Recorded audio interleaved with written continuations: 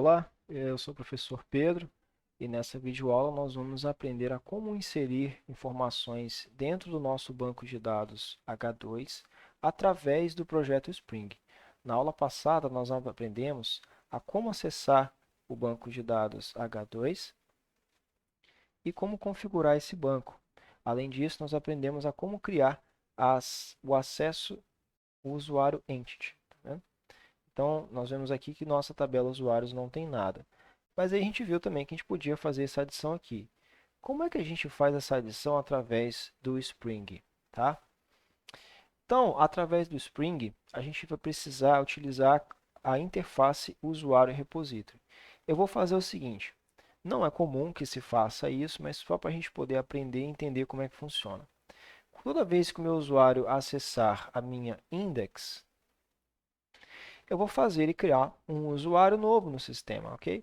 Só que depois a gente vai criar uma classe de acessos e através dessa classe de acessos vai ficar mais organizadinho.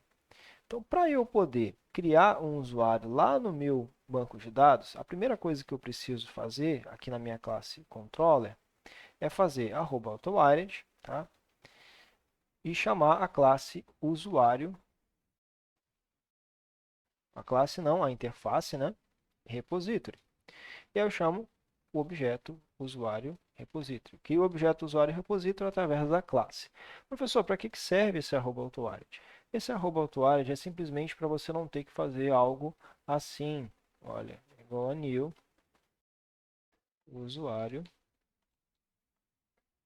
E aí ele traz para você todos os métodos que tem lá dentro, sabe? Não é o que a gente quer aqui nesse caso, né? O que a gente quer aqui nesse caso é poder utilizar os métodos de usuário e repository sem ter que escrever aqueles montes de método ali, ou você tem que implementá-los aqui dentro da nossa classe.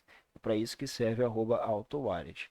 E aí, dentro do nosso usuário repository, a gente tem agora alguns métodos, né? Então a gente pode aqui salvar uma entidade, a gente pode fazer uma comparação, verificar o hashcode, tá? Dele e transformá-la em string. E tem, tá vendo? Deletar uma entidade. Só que para isso a gente precisa passar uma entidade para dentro desse usuário repository, para dentro do método que vai fazer isso. Então, a primeira coisa que a gente vai fazer é criar o usuário aqui na mão. E aí eu recomendo que você saiba orientação a objetos nesse momento. Então vamos lá. Usuário entity, usuário entity é igual a new usuário entity. Tá? Então nós aqui instanciamos o nosso modelo de usuário entity. Nós criamos aqui um usuário entity. Se você vir aqui no usuário entity e dar um debug, e aqui é interessante, eu já ensino para vocês como dar debug no código, vou parar aqui e ver qual é o valor desse usuário entity. Eu vou acessar a minha página e ele vai parar aqui, ele vai executar essa linha e vai parar sem executar essa linha aqui, ó. Vamos lá. Localhost. E aí ele parou aqui. Eu precisei clicar nessa baratinha, tá, pessoal? Quem não conseguiu enxergar, para ter esse tipo de comportamento, você precisa clicar aqui na ponta e clicar na baratinha, que é o que chama de debug. E aí eu consigo saber qual é o valor desse objeto aqui, o usuário entity. Vamos dar uma olhada? Olha lá, usuário é um objeto que tem um atributo ID nulo, nome nulo e idade zero, que é o padrão de Wind, tá? E então agora, através dos gets e os sets, a gente vai inserir informações aqui dentro.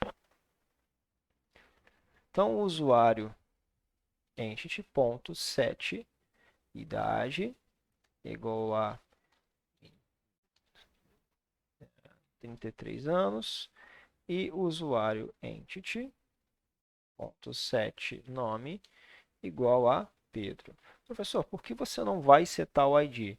Porque o ID a gente já definiu que ele é auto-incrementado.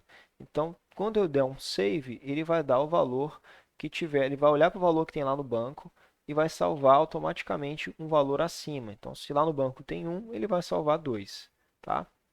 Então, vamos aqui, de novo no usuário controller. Então, toda vez que o meu usuário acessar essa URL aqui via GET, ele vai entrar dentro desse método, ele vai instanciar a classe usuário, tá? Ele vai instanciar o objeto usuário, e através desse objeto nós vamos ter todos os métodos que existem dentro da classe usuário entity. Então, setIdade, int3, setNome, Pedro. E agora a gente consegue dar um outro debug e ver esses atributos pertencer a esse objeto. Vamos dar um debug aqui.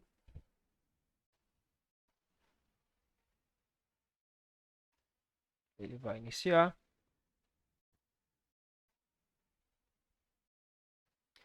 E olha lá, vamos abrir aqui o objeto usuário e agora o objeto usuário tem nome e tem idade. Bom, mas nós estamos salvando esse objeto no banco de dados? Com F9 eu vou parar aqui. Não, nós não estamos salvando esse objeto. Se a gente vem aqui no H2, ele não vai estar salvo. H2 console. Não vai estar salvo aqui, tá vendo? Ó? Então, o que a gente vai fazer vai ser o seguinte, a gente vai precisar do usuário repository para salvar esse usuário lá no banco.